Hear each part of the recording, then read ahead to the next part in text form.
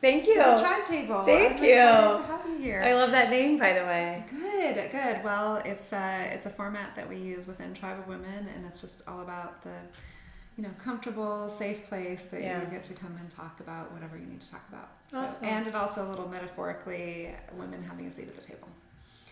I love that. Pun, but not a pun. It's like really happening. That's awesome. Yeah. So I was so excited to see your film, Brownlist. I haven't actually seen it, but see it on tomorrow at 10 a.m. So tomorrow at 10, it's going to show. And have you been in the circuit at all up to this point? Yeah. So you've had some audience reactions? Yeah. Okay, good. Yeah. So how's it going? I think that's been the most rewarding part. I think, at least for me, this is my first short film that I've made on my own. That's my personal project. And I think that you make something, or at least I did that, felt really specific to me and my own story and situation. But it was something that I wanted to tell and get the message across because I think it's important. Yeah.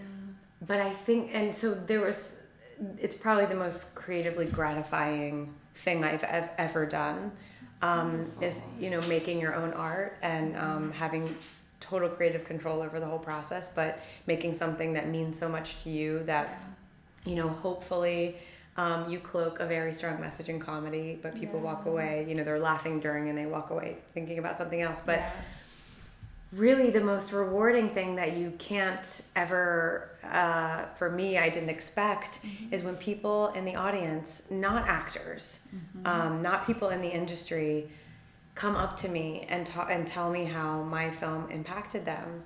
And so I think, my film explores race and how the entertainment industry views diversity.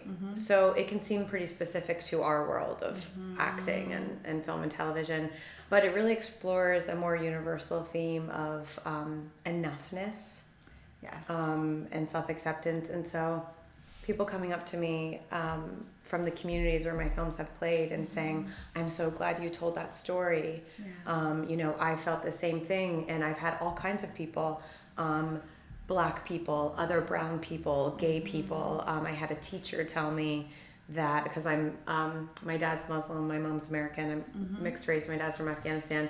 So I had a teacher come up to me and say, I really want to show my student your film. She's Muslim and she covers, and I think she feels, I don't know, it probably she doesn't feel shame, but it's hard sometimes when you cover. It's putting a target on you depending on where you are. Yeah. And she was like, I really wish she could have been here today to see your film and hear you talk about it. And that was unexpected and the most rewarding part. And it's even their insightful questions about my message in the film have helped me even understand my message even more clearer than I had originally thought. I love that. Yeah. Well, I'd love to hear a little bit about how, kind of what inspired you, because this is obviously coming from your experience as a brown person in the world. And I just, so I'm going to tell you a little story. Okay. So Tribe of Women actually has foundations in Pakistan.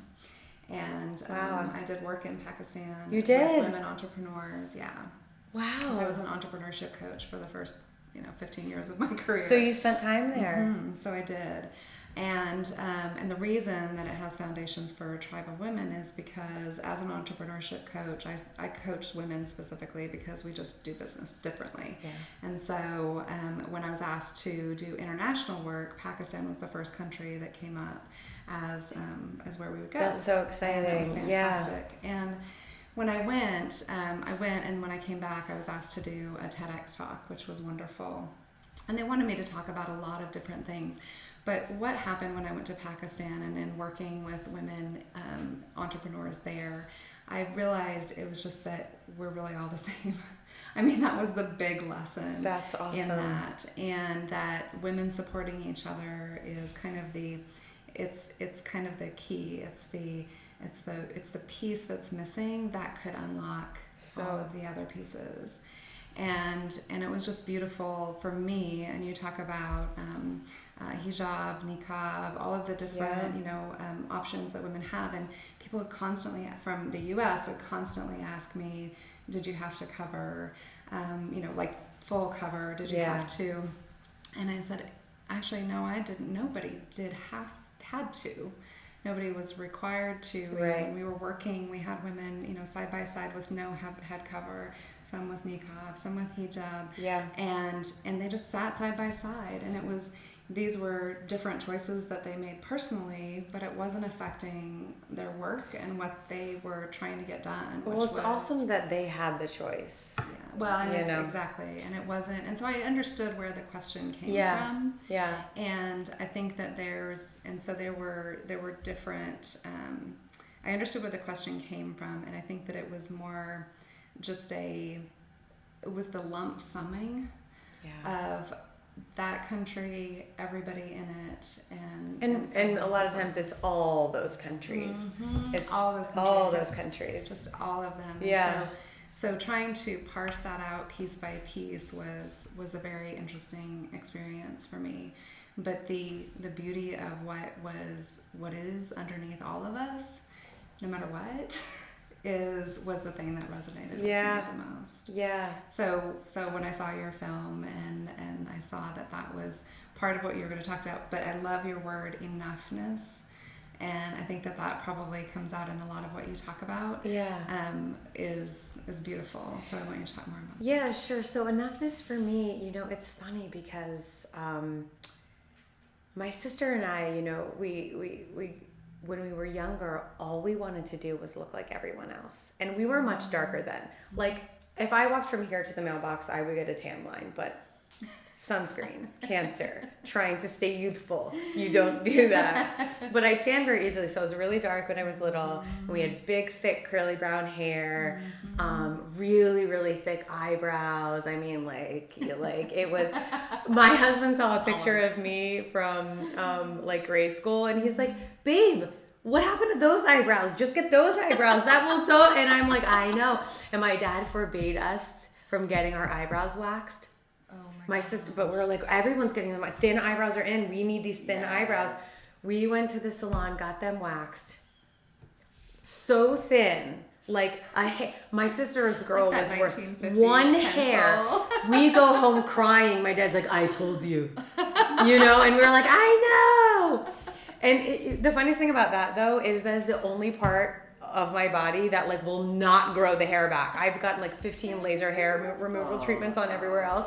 It grows back. The eyebrows, I'm like, oh, I would kill for my... And then now those bushy eyebrows are all in now. It's like the eyebrows you see on the cover of all the magazines. But all we wanted was to look like all of our white friends.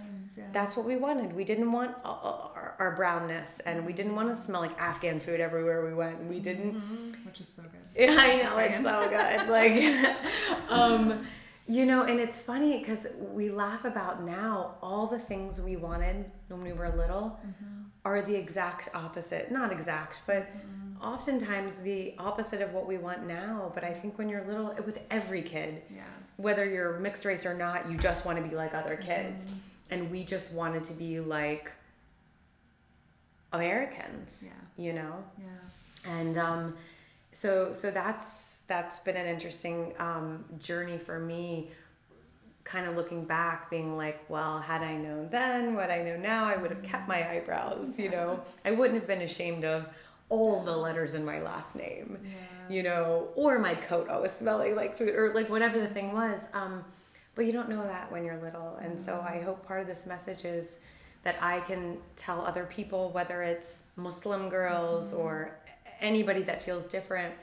Even my husband's, so my sister, all three of her kids have fire engine red hair. Oh my gosh. Okay. So awesome. Which everybody would die for. Okay. So how much in this day and age, how much money people are spending to get that red hair. But there was that whole kick a ginger day, and red-headed people are statistically a minority. I don't know if they have a hard time yet. They're young, but when they get in school, maybe they're gonna have a hard time. And I imagine myself telling them, don't listen. You're gonna love this. You're gonna love your freckles. It's a sign of youth. You're gonna love your red hair. But you don't know it when you're a kid. No. And now I'm so proud of my culture. I'm so proud of my family. And I never had shame over it, but I knew that I wanted to like look like all the other white kids. So how does that happen? Because you're talking about self-acceptance. Yeah. And one of the challenges that I think culturally we have is that journey to self-acceptance.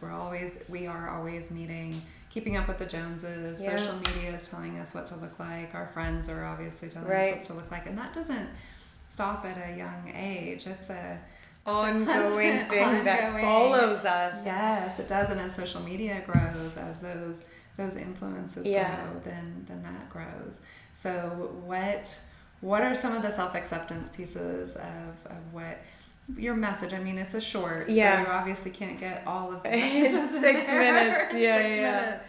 But what are you hoping at least that's sparking for people? You know, just that you'll never, in this journey that I take on my film where I'm trying to become diverse enough, what is enough? Yeah. What is so it's what is enough and enough for who? Because you're never going to satisfy everyone. And so, you know, I talk about in my film, you know, I'm not girl next door enough to be the white lead, and I'm not fresh off the camel enough to be the brown friend. Yes. And so who are you satisfying there? Yes. You know, because maybe there are some Afghans in my family that think I'm not Afghan enough, maybe, or maybe not in my family because they're all very supportive, but I don't cover, you know,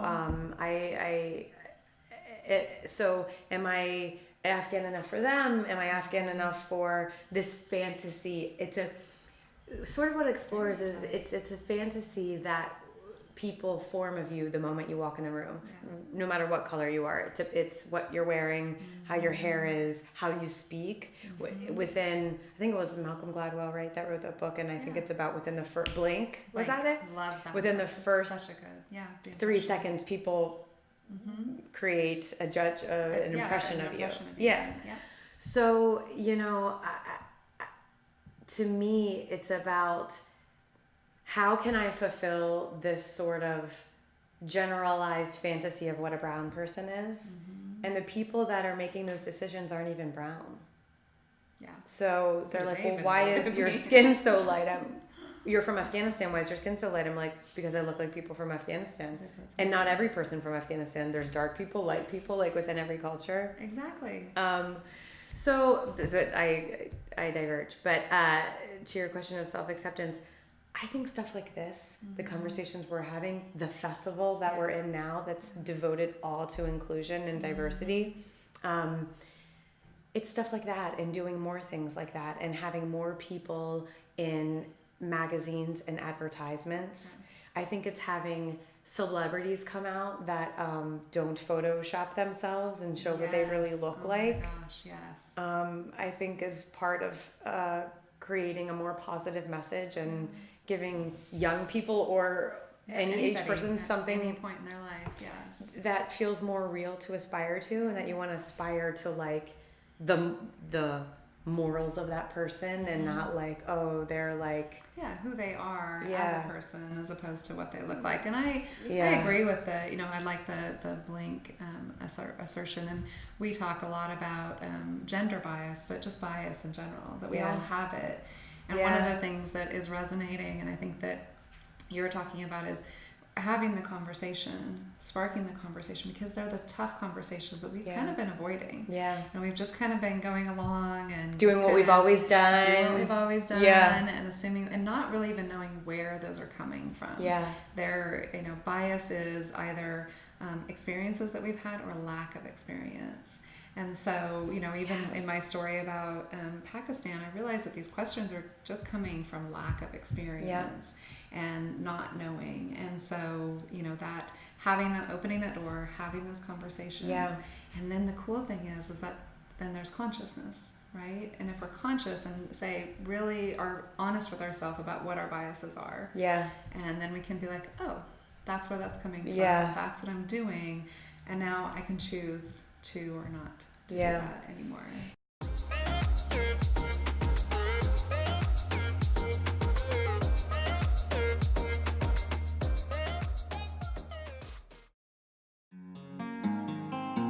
Sometimes I need to unplug.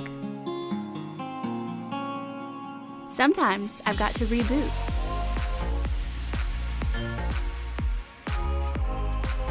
Sometimes I just want to sleep. But I always want to connect with you. Get into Brew Moods, aromatherapy lotions powered by a mindfulness app.